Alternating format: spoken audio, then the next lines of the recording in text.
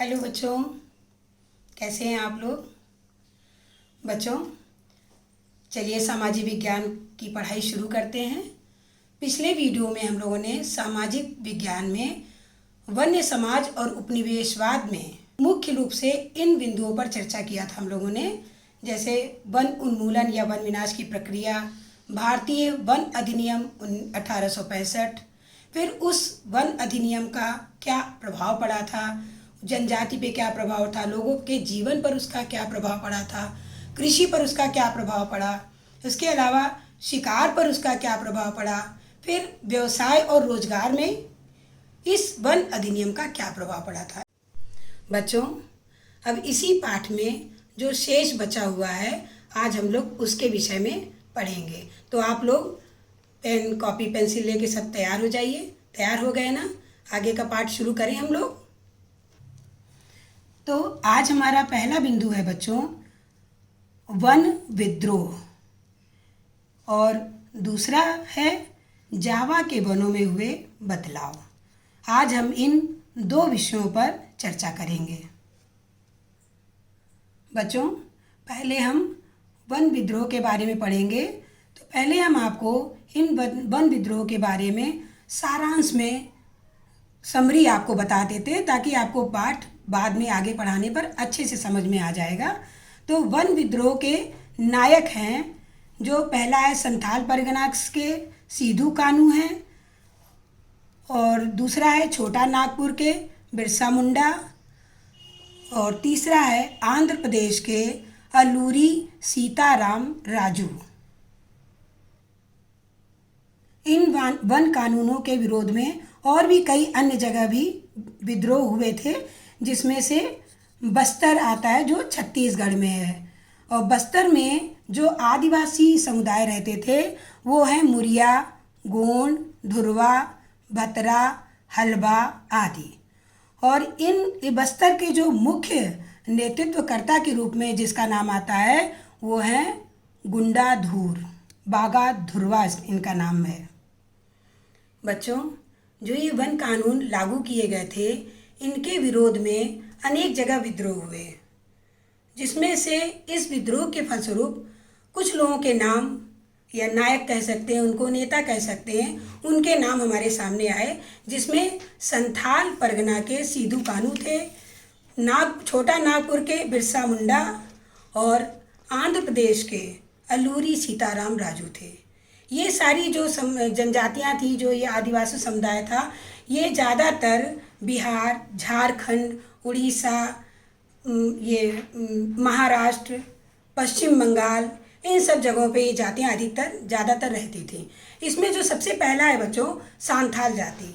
संथाल जाति के जो लोग थे वो कृषि करते थे। ये लोग जंगलों को साफ करते थे और कृषि करते थे उसमें। फिर तो जो उपनिवेश काल था, उस समय संथाल जो जाति थी उनके पास एक बहुत बड़ा भूमि का भाग था, यानी एक बड़े भूमि के वो स्वामी थे।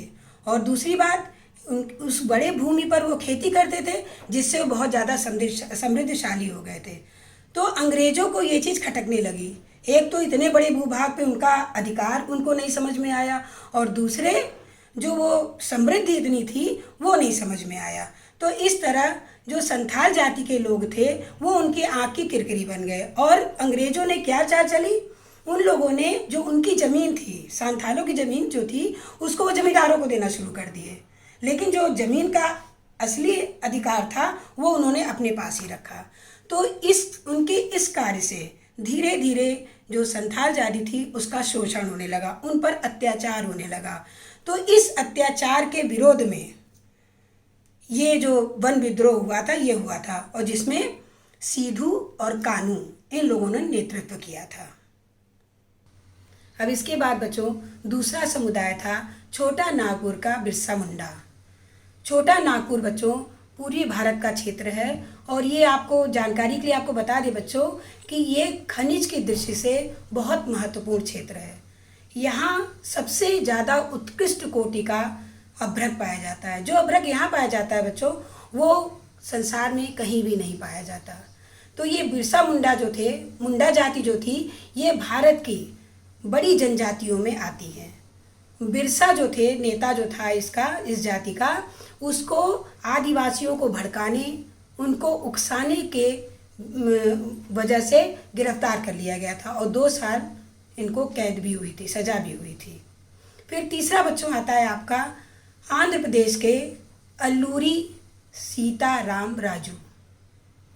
सीताराम राजू का नाम जो था वो अल्लूरी रामचंद्र था, जिनको लोग सीताराम राजू के नाम से जानते हैं। ऐसा पता चलता है कि इनको खगोलीय ज्ञान बहुत था और इन्होंने आदिवासी जो कृषक थे वहाँ के, उनका नेतृत्व किया था इस वन कानून के विरोध में और उनकी मदद की थी और बाद में ये शहीद हो गए थे।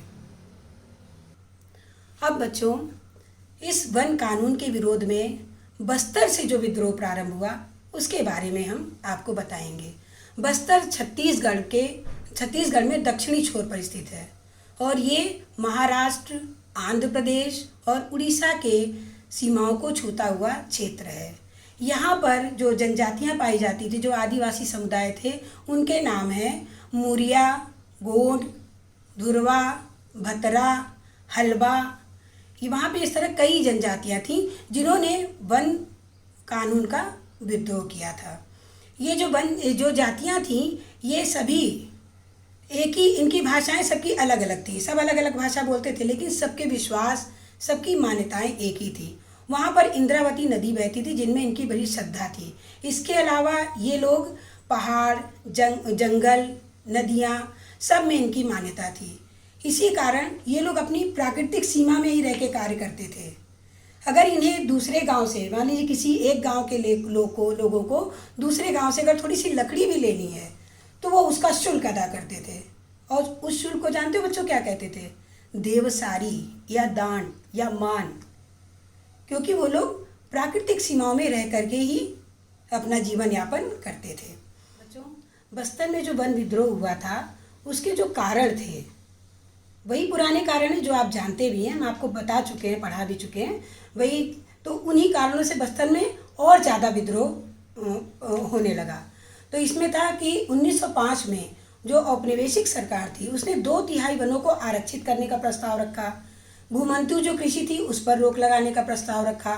उसके अलावा वनों से लकड़ी काटना या शिकार करना, इस पर रोक लगाने का प्रस्ताव रखा। तो इन प्रस्तावों के चलते बस्तर में विद्रोह की भावना भड़क उठी। आरक्षित जो वन थे उसमें कुछ लोगों को रहने की सुविधा दी गई थी, रहने की अनुमति दी गई थी, लेकिन इस शर्त पे कि उस वन में जो लोग रहेंगे वो उस वन में जितने भी वन संबंधी कार्य होंगे, वनों की लकड़ियों की कटाई है, लकड़ियों को ढोना है या और भी कृषि संबंधी जो भी कार्य वनों के अंदर होने हैं, वो सारे वो निःशुल्क करेंगे। तो इस सब 2 भयानक अकाल पड़े। पहला जो पड़ा था वो 1899 1900 में और दूसरा 1907 और 8 में। तो इस अकाल के पड़ने से भी वहाँ की जनजाति के ऊपर बहुत प्रभाव पड़ा और उनका जीवन जो था वो कष्टों से भर गया। ये सब कुछ जानते हुए भी जो धुरवा जाति के लोग थे वो लोग इसका नेतृत्व कर सकते थे, वो आगे बढ़ सकते थे इसका विरोध करने के लिए, लेकिन कोई नेतृत्व करने वाला नहीं था, इसलिए ये विद्रोह आगे नहीं बढ़ पा रहा था। उसी समय नेथा नार एक गांव था बस्तर में, वहाँ का जो एक व्यक्ति था गुंडाधूर, वो नायक के रूप में सामने आया और उसने अपने नेतृत्व में इस वन कानून के खिलाफ विद्रोह किया। ये बस्तर का जो ये वीर क्रांतिकारी था, इसका नाम बच्चों जानते हो असल में बाघा धुरवा था, लेकिन अंग्रेजों ने ही इसको ये नाम दिया था गुंडाधूर। छत्तीसगढ़ के छोटे से गांव में रहने वाला ये गुंडाधूर, इसने अपने नेतृत्व से, अपने विद्रोह से अंग्रेजों को इतना परेशान किया, नाको चना चबवा दिया उनको। इसकी वजह से अंग्रेजों को बहुत दिनों तक गुफाओं में छिप कर रहना पड़ा। इसकी वीरता की कहानियाँ आज भी बस्तर में कथाओं के माध्यम से, लोक नृत्यों के माध्यम से आज भी प्रचलित है बच्चों। फिर इस विद्रोह को आगे बढ़ाने के लिए गुंडाधूर ने जगह जगह अपने संदेश गांव में पहुंचाए और उसको संदेश का जरिया क्या रखा, माध्यम क्या रखा? आम की टहनियाँ, मिट्टी के ढेले, मिर्च, तीर, ये सब उसका जरिया मतलब माध्यम बनाया और इसको लेके गांव-गांव के उसने चक्कर काटे और अंत में बच्चों उसका प्रयास सफल हुआ।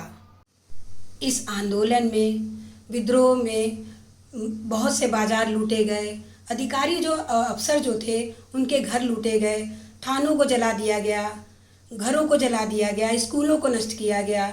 इस तरह एक तरह से एक भयंकर विद्रोह था जो अंग्रेज़ों के लिए उसको नियंत्रण में लाना बहुत मुश्किल था।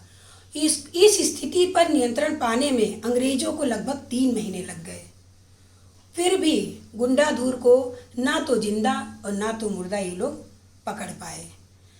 बल इससे ये फ़ायदा हुआ, इसके विद्रोह से एक फ़ायदा ये हुआ कि जो वनों को आरक्षित करने का कार्य चल रहा था वो रोक दिया गया। इसके अलावा जो आरक्षित क्षेत्र थे वो भी कम कर दिए गए।